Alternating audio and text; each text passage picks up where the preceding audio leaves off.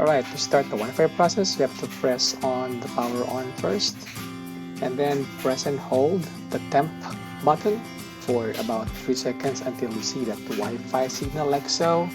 It should be blinking, and then that will enable it to connect to your phone later. And also, you have to take note of the password. So you have to open the lid and then take note of that password right there. You will be needing this later when you are prompted for the password. So take note of that.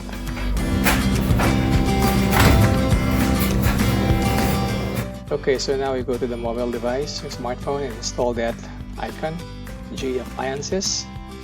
And we have to add the washer because I previously added the dryer, so we have to click on next in here and then click on yes in here if you have the Wi-Fi connect ready, and then in this particular device select no, and then in here select next for the temp, and this is where you get the password for your washer. Type in the password here. So once you're done, click on that check key and then next, and then you have to connect to that G module device.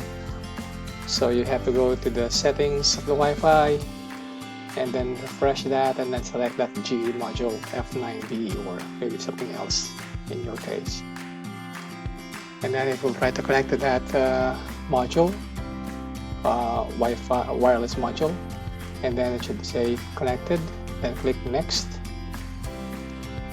So now it will be communicating to the appliance, and once it's done communicating with the appliance, you have to select your Wi-Fi network Wi-Fi setting and then enter the password. This will be your local area network. After that, connect, and then it will log into the cloud. It may take up to between 5 to 10 minutes depending on the speed of your Wi-Fi.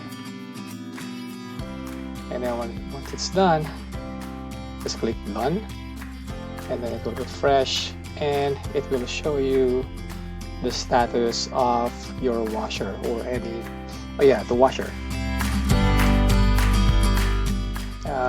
It will connect eventually like so. So right now it's turned off, and it will show you the status of all the this application will show you all the status of any devices connected to your apps, like I have dryer and washer. Alright,